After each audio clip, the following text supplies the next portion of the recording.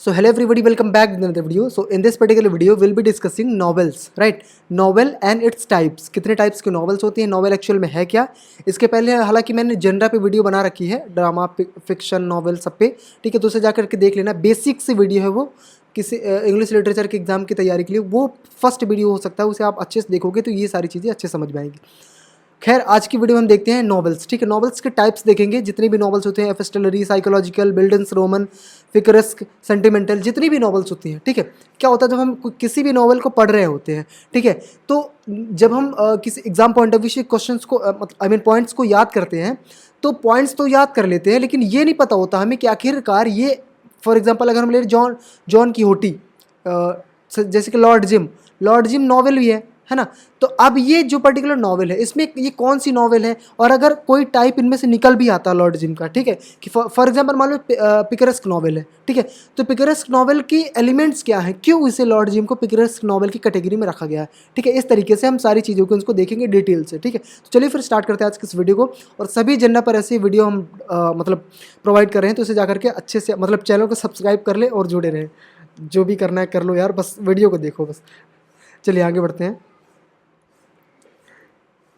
देखो फर्स्ट देखो सबसे पहले देख लेते हैं नोवेल एक्चुअल में होती क्या है, ठीक है? तो ये क्या है, it is a fictional pros.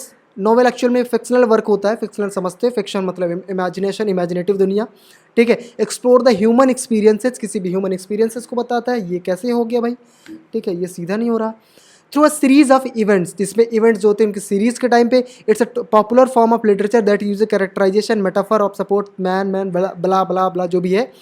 तुम अच्छे से ये समझो कि एक स्टोरी होती है, ठीक है, फिक्शनल स्टोरी होती है, ह्यूमन एक्सपीरियंस के द्वारा उसे मतलब प्रकट किया जाता है। फॉर एग्जांपल आप मुंशी प्रेमचंद जी की नॉवेल्स देख लो, अगर हिंदी नॉवेल्स आपने देखी होगी, हिंदी में पढ़ा होगा, तो वो क्या करते थे, सोसाइटी की जो भी मतलब परिस्थिति है, जो भी स्थिति चल रही होती, सिचुएशन चल रही होती, तो उसको फिक्शनल कैरेक्टर के माध्यम से, फिक्शनल कैरेक्टराइजेशन के माध्यम से, मेटाफर के माध्यम से वो रिप्रेजेंट करते थे, वो नॉवेल्स लिखते थे और लोग उसे ज़्यादा पसंद करते थे। इसी तरीके से इंग्लिश लिटरेचर में भी है, नॉवेल हर जगह एक ही रहेगा, ये नहीं कि इंग्लिश में दूसरा, हिंदी में दूसरा, फ्रेंच में दूसरा, जापानीज़ में दूसरा, नथिंग। अच्छा ऑरिजिन देख लो, तो novel comes from the word, Italian word novella, ठीक है? नोवेला वर्ड से आता है, इसके मतलब ओरिजिन है।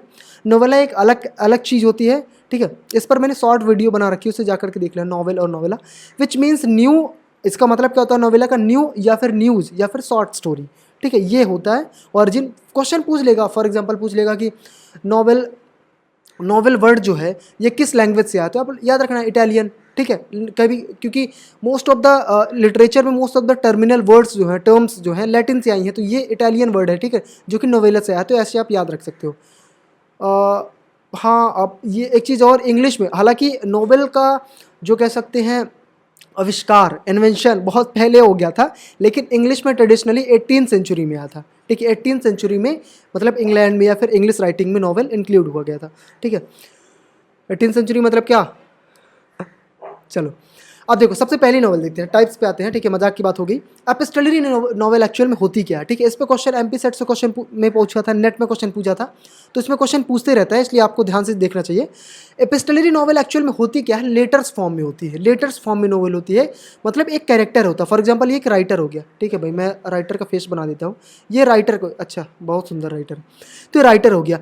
अब यहाँ से कोई कैरेक्टर है, ठीक है? अब ये कैरेक्टर क्या कर रहा है, इस पर्टिकुलर पर्सन को लेटर्स में मतलब इवेंट्स दे रहा है कि ये इस साथ में हुआ, ये घटना हुई, ये इवेंट हुए। तो अब क्या है, ये राइटर क्या है, लेटर फॉर्म में से लिखना स्टार्ट कर दिया। तो एपिस्टलरी नॉवल यही होती है यार, लेटर्स फॉर्म में लिखी जाती है। आगे कुछ क्वालिटी और भी होंगी, तो आगे देखते हैं। हाँ, जैसे कि मैंने बताया, ये सीरीज लेटर का सीरीज होती है, डायरी एंट्री वही चीज़ है, अदर डॉक्यूमेंट के उदाहरण, ठीक है? मतलब बुक फॉर्म में नहीं होती कि डायरेक्टली लिखे जा रहे हो, स्टार्ट किया बस हो गया, आशिकी 3 बना दिया, ठीक है? ऐसा नहीं होता, ठीक है? आशिकी 3 क्यों यार, हाफ गर्लफ्रेंड लिखी थी ना, किसने लिखी थी? चेतन भगत ने। चलो हाँ, अब देखो इसका प्लॉट कैसे होता है, प्लॉट कैसे पता चलता है, मतलब कैरेक्टर के द्वारा जो एक्सचेंज होते हैं, रिटेन एक्सचेंज के द्वारा, वही चीज़ मैंने बताया ना, एक जगह से दूसरी जगह जब एक्सचेंज होती हैं तब पता चलता है कि एक्चुअल में प्लॉट क्या है नॉवेल का, ठीक है? ये खांसी। एग्जाम्पल देख लो, जैसे कि एपिस्टोलरी नॉवल का सबसे बड़ा एग्जाम्पल पामिला और वर्च्यू रिवार्डेड, किसका है? सैमुअल रिचर्डसन का भाई इतना इजी, मतलब ये समझ लो कि ये क्वेश्चन जो है ना, ये सैमुअल रिचर्डसन से की एपिस्टोलरी नॉवल में ये क्वेश्चन पूछता ही है। और सैमुअल रिचर्डसन का फादर भी बोला जाता है एपिस्टोलरी नॉवल का, ठीक है, ये याद कर लेना तुम, ठीक है। 1740 में आया था पामिला और वर्च्यू रिवार्डेड, ठीक है। नेक्स्ट देख लो, वही रिचर्डसन का ही क्लारिसा जो कि 1748 में आया था। एक the tragic story of a young women, एक यंग वुमेन की ट्रैजिक स्टोरी है, ठीक है। नेक्स्ट है कलर पर्पल, ओ भाई साहब एलाइश वॉकर, ये असिस्टेंट प्रोफेसर के एग्जाम में आया था, एमपी असिस्टेंट प्रोफेसर के एग्जाम में आया था ये एलाइश वॉकर का कलर पर्पल, सॉरी, ठीक है। और एक चीज़ और, इस सिलेबस में भी प्रिस्क्राइब था तो क्वेश्चन तो आएगा ही। एक सिलीज करके कैरेक्टर है, वही जो है तो इसी की स्टोरी है, ठीक है। यही शायद इसने लेटर टाइप में भेजा होगा एलाइश वॉकर को, इसलिए मतलब ये एपिस्टोलरी नॉवल मानी जाती है। नेक्स्ट है मैरी शेली के, भाई साहब मैरी शेली के फ्रैंकेनस्टाइन, ये मोस्ट फेमस है। ये मतलब ये एपिस्टोलरी बस में नहीं, साइंस फिक्शन में भी है, बहुत सारी नॉवल, साइकोलॉजिकल में भी है, कई सारी नॉवल की कैटेगरी में ही आती है फ्रैंकेनस्टाइन। इसे आप ध्यान से मतलब अच्छे से डिटेल से पढ़ लेना है, ठीक है। 1823 में आई थी। चलो आगे देखते हैं यार। लाइटिंग अगर सही नहीं हो यार फेस में तो थोड़ी एडजस्ट कर लेना, क्योंकि मैं मोबाइल का फ्लैश जला करके वीडियो शूट कर रहा हूँ। हाँ, नेक्स्ट है लेडी सुशान, जेन ऑस्टन की लेडी सुशान 1817 में जो आई थी, ये भी एपिस्टोलरी नॉवल का ही एग्जाम्पल है। भाई साहब अगर आप नॉवल पढ़ रहे हो मॉडर्न टाइम पीरियड की, ठीक है, मतलब मॉडर्न में ही तो आई थी मेजरली मोस्टली, तो अगर आप नॉवल पढ़ रहे हो ना तो ये जेन ऑस्टन, मैरी शेली, ठीक है, एलाइश वॉकर भी एडजस्ट कर लो, रिचर्डसन हो गया, ठीक है, ईएम फॉस्टर हो गया, इन सारे राइटर्स को ना इंग्लिश लिटरेचर में आप अच्छे से ही पढ़ लेना डिटेल से, ठीक है। तो ये नॉवेल्स थे किसके, एपिस्टोलरी टाइप था, ठीक है, क्या है, लेटर फॉर्म है, इजी था भाई। और हाँ क्वेश्चन, हाँ मतलब मैं ये बता रहा था आपसे, क्वेश्चन कैसे पूछेगा, which novel is written in letter form, बता देना एपिस्टोलरी नॉवल। सेकंड आते हैं भाई हिस्टोरिकल नॉवल, ठीक है। हिस्टोरिकल नॉवल क्या है एक्चुअल, देखो नाम से ही प्रसिद्ध है, हिस्ट्री पर बेस्ड होगी something, there will be something historical. So fictional story that takes place in specific historical period, किसी हिस्टोरिकल पीरियड की बात की जाती है। It attempts to accurately detect the customs and mentality of that time. For example हम बात कर ले पानीपत, वार ऑफ पानीपत, पानीपत का युद्ध देख लो, ठीक है। अब उस टाइम का जिस टाइम पीरियड में हुआ था, ठीक है, हिस्टोरिकल टाइम पीरियड कहाँ हुआ था, इस टाइम पीरियड के बारे में, उस टाइम में क्या हुआ था, वहाँ के फिक्शनल प्लेस को लेकर के, वहाँ के मतलब थीम, वहाँ का प्लॉट लिया जाता है और उस पर लिखी जाती है, यही है हिस्टोरिकल नॉवल। अब इंपॉर्टेंट पॉइंट ये है जिससे क्वेश्चन पूछा है और पूछता भी है। सो नेक्स्ट पॉइंट देखते हैं, it can feature really historical figure और events as well as the character. वही मैंने बताया, हिस्टोरिकल फिगर्स हो सकते हैं, इवेंट्स हो सकते हैं और कैरेक्टर्स हो सकते हैं इसमें, ठीक है इनको। हाँ इंपॉर्टेंट पॉइंट ये है कि सर वॉल्टर स्कॉट को हिस्टोरिकल नॉवल का फादर भी माना जाता है भैया, ये इंपॉर्टेंट है। सर वॉल्टर स्कॉट किस टाइम पे थे, जेन ऑस्टन के टाइम पे। अच्छा एक स्टोरी बताता हूँ तुम्हें, जब वॉल्टर स्कॉट लिखना स्टार्ट किए थे है ना, उसी टाइम पे जेन ऑस्टन लिख रही थी, ठीक है, जेन ऑस्टन। तो क्या हुआ था, जेन ऑस्टन ने जब अपना फीमेल मतलब रियल नेम यूज किया था, रियल नेम जेन ऑस्टन, मतलब ये क्या क्या हुआ था कि एक्चुअल में उस टाइम पे फीमेल्स की राइटिंग्स को पढ़ा नहीं जाता था, ठीक है। तो वाल्टर स्कॉट ने इवन ये भी बोला था कि इसके वजह से हमारी नॉवेल्स तो बर्बाद हो जाएंगी, ठीक है, ऐसा कुछ ऐसी कहानी आई थी, ठीक है। लेकिन उस टाइम पे ना जेन ऑस्टन की नॉवल बहुत ज़्यादा चली थी, ठीक है, समझ रहे हो। हाँ तो वाल्टर स्कॉट इस मतलब पॉइंट ऑफ व्यू से इंपॉर्टेंट है कि वो फादर ऑफ हिस्टोरिकल नॉवल माने जाते हैं। एग्जाम्पल देखें, सबसे पहली है Waverley by sir Walter Scott, 1814 की नॉवल है वेवरली, बहुत ही फेमस है, मोस्ट फेमस नॉवल है ये, ठीक है, अच्छे से पढ़ना इसे। नेक्स्ट है रामोला बाई जॉर्ज इलियट, देखो जॉर्ज इलियट आ गया, ठीक है, जॉर्ज इलियट आ गया कि आ गई है, लेकिन इसने भी क्या लिखा था, इसका नाम क्या था, मैरी एन इवांस, ठीक है, मैरी एन इवांस ऐसे करके नाम आया था। और क्वेश्चन भी पूछा था कि इसका रियल नेम क्या है, क्योंकि बताया ना उस टाइम पे कहानियाँ थी कि फीमेल की राइटिंग को इंपॉर्टेंस नहीं दिया जाता था, ठीक है। तो इनकी रामोला जो है ये भी हिस्टोरिकल नॉवल का एग्जांपल है।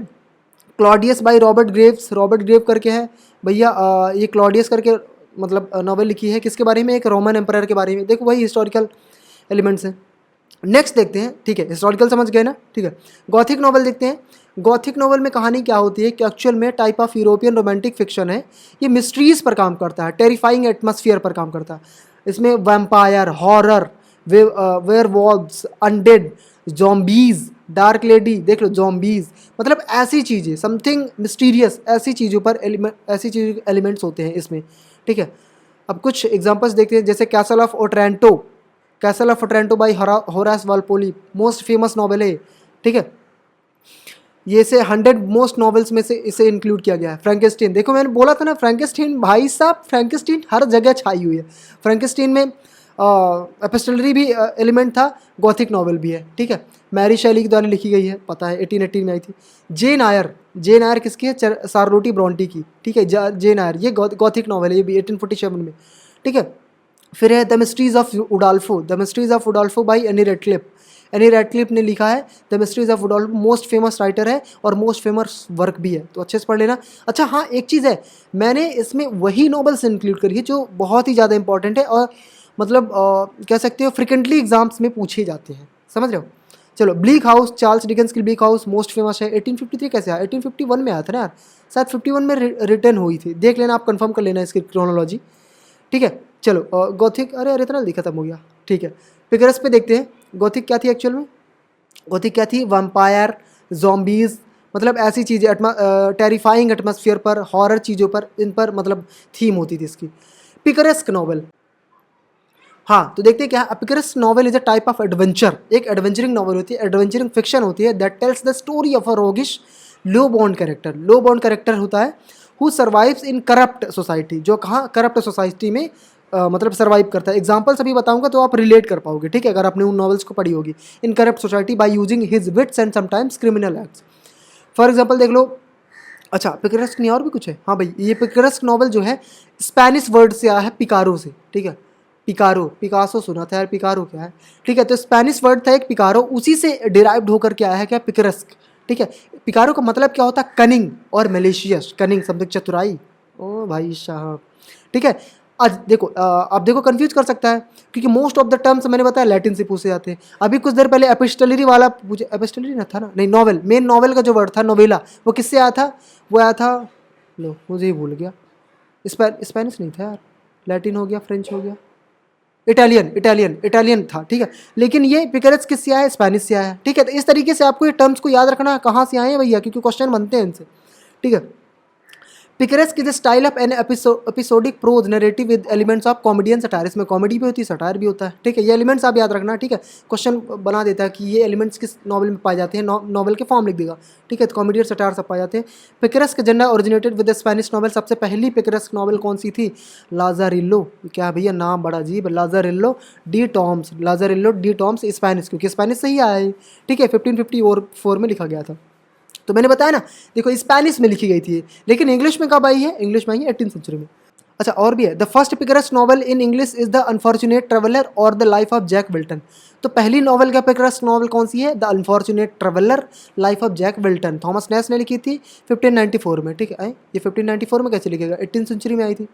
अच्छा, 18th सेंचुरी में मोस्ट पॉपुलरली फेमस हुई थी, ठीक है। अरे क्या कुछ भी, चलो एग्जाम्पल देख लेते हैं। The adventures of Huckleberry Finn by mark Twain, हाँ भाई साहब, ये मास्टर्स पीजी के सिलेबस में ये प्रिस्क्राइब्ड है, ठीक है। मार्क ट्वेन की the adventures of Huckleberry Finn, ये किसका एग्जांपल है? पिकरेस्क नॉवल का, ठीक है, पिकरेस्क नॉवल का, हाँ 1885 में आई थी। अब देखो आप रिलेट कर पाओगे पिकरेस्क, ये एडवेंचर्स ऑफ हकलबेरी फिन की अगर स्टोरी याद है तो आप रिलेट कर पाओगे कैसे पिकरेस्क की क्वालिटी से, मतलब इसमें क्वालिटी पाई जाती है। जैसे मॉल फ्लैंडर्स, डैनियल डेफो की 1722 में आई थी। जोसेफ एंड्रयू, हेनरी फील्डिंग की जोसेफ एंड्रयू मोस्ट फेमस है भी, ठीक है। अच्छा इसमें से, हाँ कहाँ गया, हाँ इनसे क्वेश्चन इसका सब टाइटल पूछता है, तो आप कमेंट सेक्शन में बताना जोसेफ एंड्रयू का सब टाइटल क्या है। नेक्स्ट नॉवल देखते हैं, सेंटिमेंटल नॉवल, ठीक है। सेंटिमेंटल, सेंटिमेंट्स की बात होगी भाई। Exploit the readers capacity for tenderness, tenderness बहुत वीक है, कंपैशन और सिंपैथी टू अ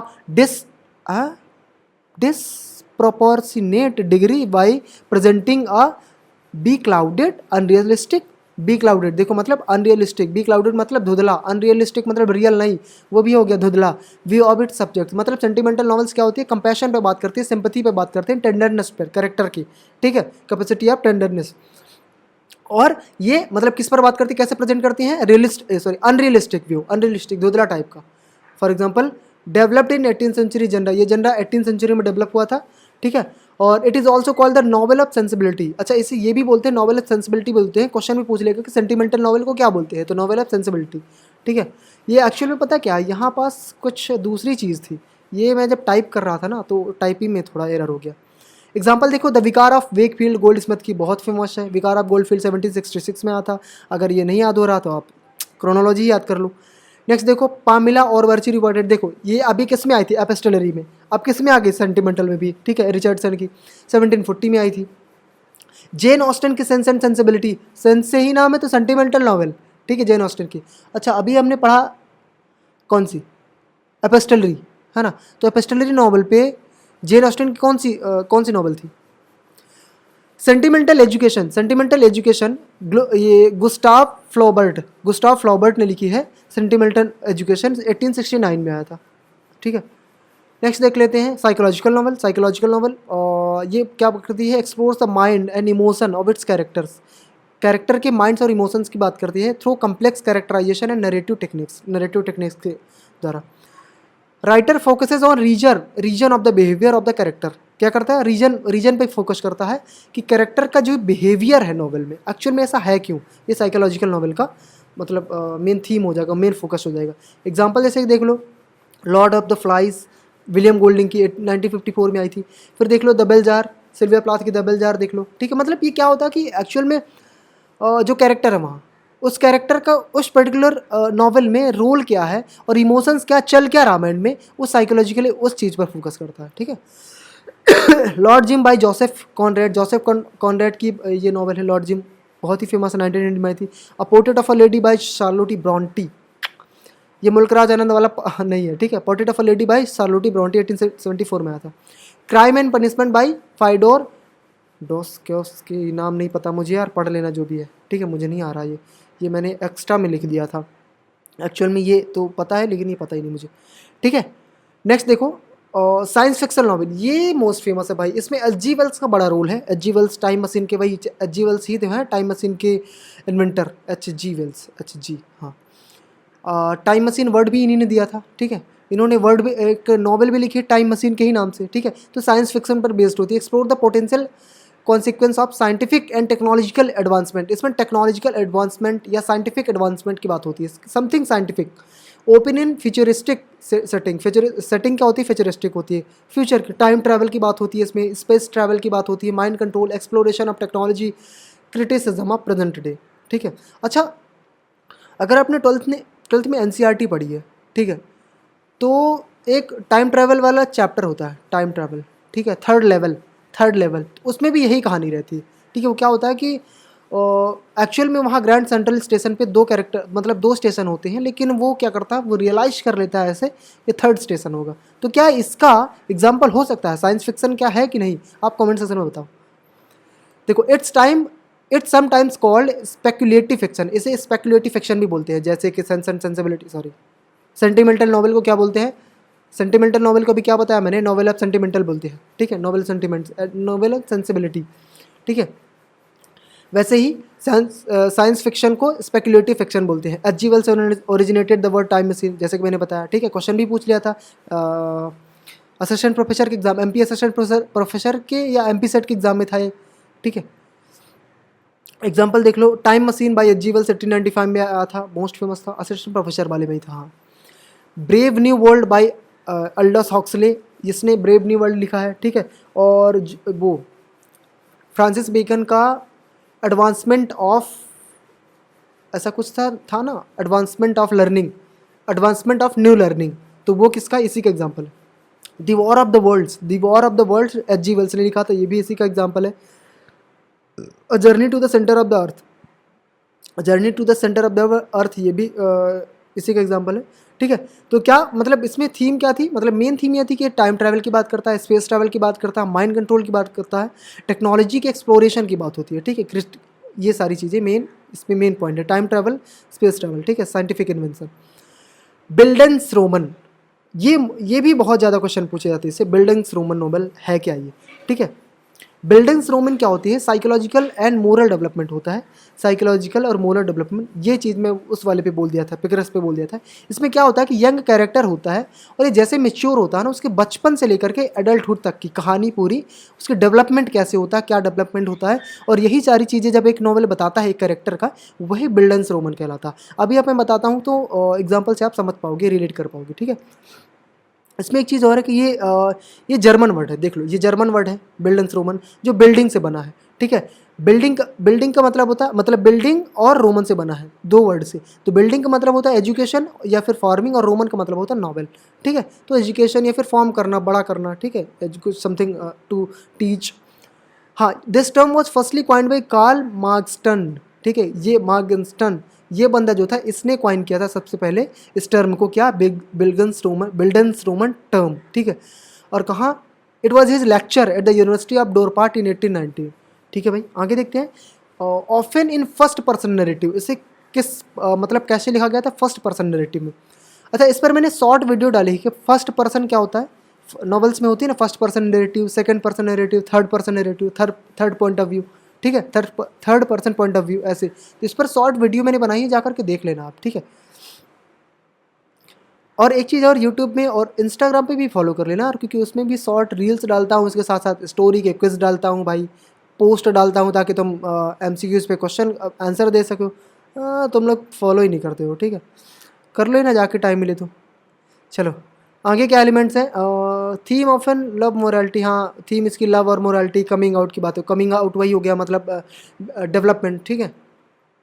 एग्जाम्पल देख लो, जैसे ग्रेट एक्सपेक्टेशन में जो रहता है, ग्रेट एक्सपेक्टेशन में कौन रहता है, पिप, ठीक है। तो उसे देखो, बचपन से लेकर के बड़ा होता है, वो पूरी कहानी है इसमें, ठीक है। तो ये इसका किसका एग्जाम्पल है, बिल्डन्स रोमन का। Emma by Jane Austen, Emma की कहानी। David Copperfield, John Charles Dickens की, ठीक है, 1850 में आई थी। और the history of Tom Jones, ये भी देखो, बचपन छोटा होता, फिर बड़ा होता, उसका उसका डेवलपमेंट होता है मेच्योरिटी तक का, ठीक है। ये लिंक बाय नहीं है, रिटर्न बाय है, क्या कुछ भी लिख देते हैं। एक्चुअली में सीन ये है कि ना, कि टाइप करने में थोड़ा टाइम लगता है लैपटॉप में, जब टाइप करते हैं तो मैं क्या करता हूँ कि एक मतलब स्पीक करता हूँ, ठीक है। वो होता है उसमें ना कुछ ऑडियो, मतलब स्पीक करके टाइप होता है, तो वो इसी में थोड़ा सा एरर आता है। फिर एक Kim by Rudyard Kipling, Rudyard Kipling की जो मतलब ये नॉवल है, किम 1901 में आई थी, ये भी किसका एग्जाम्पल है, बिल्डन्स रोमन की। अच्छा, एक चीज़ और है, रुडयार्ड किपलिंग को कौन से, मतलब कहाँ दफनाया गया था, हिंदी में जानो चुपचाप, कहाँ बरी किया गया था, बताओ जल्दी से फटाक से, कहाँ बरी किया गया था। मोस्ट फेमस जगह है वो, मोस्ट फेमस जगह। और एक चीज़ और बता दो, कैसे आप याद रखोगे, उसी पर टी.एस. इलियट ने, उसी नेम से टी.एस. इलियट ने एक थिएटर भी खोला था, अब बताओ, ठीक है।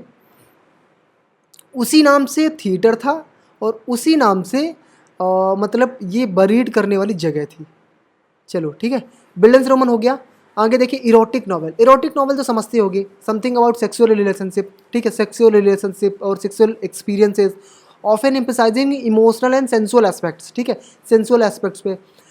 वैसे मैंने इसमें टाइप में इंक्लूड तो नहीं किया है, लेकिन मैं अगर पहले मैं बता देता हूँ, फिर इसके बाद बताऊँगा। Contain explicit description of sexual encounters and explores the theme of desire, basic कुछ भी यार, romantic connection, aiming to evoke arousal and engage readers fantasy, मतलब समथिंग सेक्सुअल रिलेशनशिप से होता है, मैं सही बताऊँ। और क्या बोलते हैं, सेंसिबिलिटी नहीं, सेंसेशन क्या बोलते हैं उसे, क्या था अभी, सेंसुअल, हाँ, सेंसुअल एस्पेक्ट्स को अराउज करता है, ठीक है, सेंसुअल एलिमेंट्स को, सेंसुअल इमोशंस को, ठीक है। हाँ, एग्जाम्पल्स में देख लो, जैसे कि लेडी चैटरली, हाँ, लेडी चैटरलीज लवर और women in love and sons and lovers में आप देखोगे, D.H. लॉरेंस के ने लिखा था। सनसन लवर्स में आप देखोगे, जिसमें ये एलिमेंट भी देखने को मिलता है, वो एडिपस कॉम्प्लेक्स पे देखने को मिलता है। एडिपस कॉम्प्लेक्स क्या है, इस पर भी मैंने हालांकि वीडियो बनाई, लेकिन मैं बता ही देता हूँ। एडिपस कॉम्प्लेक्स ऐसा होता है कि जैसे फादर मदर, सन डॉटर, ठीक है। तो अपोजिट जेंडर के लिए मतलब फीलिंग्स आना, ठीक है। सन का हो जाएगा मदर से, और डॉटर का हो जाएगा फादर से, ठीक है। अपोजिट जेंडर के लिए मतलब लव वाली फीलिंग, ऐसे वाली फीलिंग्स आना, ठीक है। तो ये एडिपस कॉम्प्लेक्स है, ठीक है। एक है एडिपस कॉम्प्लेक्स और है एक इलेक्ट्रा कॉम्प्लेक्स, ठीक है। तो एडिपस कॉम्प्लेक्स कौन सा होता है? मदर और सन का, और फादर और डॉटर का हो जाएगा, ठीक है। एक इलेक्ट्रा कॉम्प्लेक्स, हाँ, तो इलेक्ट्रा कॉम्प्लेक्स क्या होता है? फादर होता है और मदर। तो फादर का जो डॉटर से होता है ये इलेक्ट्रा कहलाता है, और मदर का सन से ये एडिपस कहलाता है, ठीक है। अच्छा, एक आपको एक चीज़ बतानी है कि एडिपस कॉम्प्लेक्स एक्चुअल में ये टर्म आया कहाँ से है, ठीक है। एक पर्टिकुलर वर्क हुआ था किसी एंशिएंट टाइम पे, उसी से आया। आप बताओ कमेंट सेक्शन में, ठीक है। हाँ, the sensual life of Catherine, ये किसने लिखा था? कैथरीन मिलेट ने ही लिखा था। The sexual life of Catherine Millet, ये ऑटोबायोग्राफिकल वर्क है जो खुद ही इन्होंने लिखा था। तो ये भी क्या है? इरोटिक नॉवल का एग्जाम्पल है। Tropic of Cancer Henry Miller का है, ठीक है। ये भी फेमस है, ये नॉवल फेमस है, शायद मैंने ज़्यादा सुना है इसके बारे में क्योंकि इस पर क्वेश्चन भी आया है। The naked lunch by William bureau, ठीक है। हाँ, और मैं बताने वाला क्या था, मैंने अपने मास्टर्स में पढ़ा था, हाँ, कि कमला दास ने भी एरोटिक्स का यूज किया है, एरोटिक्स एलिमेंट्स का यूज किया है। उन्होंने ऑटोबायोग्राफिकल कुछ वर्क्स लिखे हैं, उनमें इन्होंने बताया, अपनी ऑटोबायोग्राफी में बताया, कुछ एरोटिक एलिमेंट्स बोल सकते हैं, या फिर आप क्या बोले, कौन सी वो क्वालिटी होती है जो सिल्विया प्लाथ ने यूज किया था? सिल्विया प्लाथ ने यूज किया था ना, अपनी पोइट्री में यूज किया था उसने। हाँ, कन्फेशनल पोइट्री भूल गया था मुझे, कन्फेशनल पोइट्री, ठीक है। तो कन्फेशनल पोइट्री, कन्फेशनल एलिमेंट भी माने जा सकते हैं, या फिर इसमें एरोटिक एलिमेंट्स भी माने जा सकते हैं, ठीक है। समझ रहे हो? चलो आगे देखो। न्यू गेट नॉवल, ये भी, इससे भी क्वेश्चन मिलते हैं। न्यू गेट नॉवल ये क्या है? इसे ओल्ड बैली नॉवल भी बोलते हैं, ओल्ड बैली नॉवल, ठीक है। ये 1830s में आई थी, और ये क्या चीज़ है? एक्चुअल में फोकस करती है लाइफ्स ऑफ क्रिमिनल्स की लाइफ में फोकस करती है, क्रिमिनल की बायोग्राफी पर फोकस करती है। एग्जाम्पल जैसे कि हो गया ओलिवर ट्विस्ट का Oliver twist by Charles Dickens ने ओलिवर ट्विस्ट लिखा है, वो भी इसी पर बेस्ड है। जैक सेपर्ड और रूक वुड ये भी W.H. एनवर्थ की मोस्ट फेमस नॉवेल्स हैं, ठीक है, जिनमें न्यू गेट के एलिमेंट्स हैं। पॉल क्लिफोर्ड और यूजीन एरम, ये भी किसके? न्यू गेट के एलिमेंट्स हैं इसमें, ठीक है। एक से लास्ट है कैंपस नॉवल वो है जो यूनिवर्सिटी कैंपस पर लिखी जाती है, जिसकी सेटिंग क्या होती है? University campus. Explore the theme of education, social hierarchy और कमिंग ऑफ एज, ठीक है। ये होती है भाई campus novel, also known as academic novel, इसे एकेडमिक नॉवल भी बोलते हैं, ठीक है। एग्जाम्पल देख लो, the secret history of Donna, the secret history ये नॉवल है by Donna Tartt, the secret history by Donna Tartt 1992 में आई थी। लकी जिम 1954 में आया था, किंग्सले एमिस ने लिखा था। और on beauty by Zadie Smith, the idiot by Elif Batuman, और डिस्ग्रेस बाय GM कोएटजी, ठीक है। सो हाँ, पल्प फिक्शन नॉवल क्या हो गई? Genre of literature that includes all the first facebook. हे भगवान भाई साहब, एक बार मैंने रिव्यू किया पूरा, फिर भी इसके बाद एरर आ गया। एक्शन पैक्ड स्टोरीज, चलो इसे छोड़ो, मैं अपने से बताता हूँ। पल्प फिक्शन एक्चुअल में क्या होता है? लो क्वालिटी नॉवल कहलाती है। Low quality in the sense जिनके पास कम पैसा होता है, जिसके मतलब जिससे कह सकते हैं कि लो बजट वाली नॉवेल्स, ठीक है। और इवन वो लिखी भी, पब्लिश किस में होती है? एक मैगजीन होता है वुड पल्प पेपर, ये इस पेपर पे, पल्प पेपर पे ये पब्लिश होती है मैगजीन पे, ठीक है, मैगजीन फॉर्म में, ठीक है। तो ये होती है वैसी नॉवल, ठीक है, पल्प नॉवल। सिंपल सी बात है, एक पल्प पेपर करके मतलब एक कोई कह सकते हो, जैसे कि फॉर एग्जांपल नोट्स बनती है किसकी, कहते हैं ना, बांस के छाल से, वैसे ही पल्प पेपर होता है, इस पर्टिकुलर पेपर में पब्लिश हुई थी। मतलब होती हैं, तो ये लो बजट वाली, लूज कैरेक्टर्स मतलब लूज प्लॉट्स वाली, ठीक है, ये नॉवेल्स होती हैं पल्प फिक्शन। एग्जांपल्स देखते हैं। It was famous in United states, ठीक है। एग्जांपल्स देखते हैं। फर्स्ट नॉवल, ये पहली नॉवल है, इस पर क्वेश्चन बनते हैं। एग्रोसी बाय फ्रैंक मुंसे, कि एग्रोसी किसने लिखा है? तो फ्रैंक मुंसे, ठीक है। और ये पल्प फिक्शन का एग्जाम्पल है।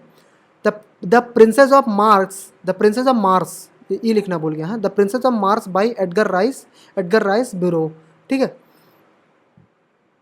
एक और है the big sleep by Raymond Chandler, the big sleep, ठीक है। और एक हो गया माल्टिस फैल्कन बाय डेसिल हैमेंट, तो ये सही नाम है, इसे मत समझ लेना। So it was all about the video, this was all about the video. Questions आप देख ही सकते हो, इन क्वेश्चंस को आप कमेंट सेक्शन में बताने हैं। एपिस्टलरी नॉवल का फादर कौन है, साइकोलॉजिकल नॉवल का फादर कौन है, पिकरेस्क नॉवल का फादर कौन है, and that's it, that end the end. ठीक है, so I hope you like the video. If you like the video please hit the like button and do subscribe for more updates.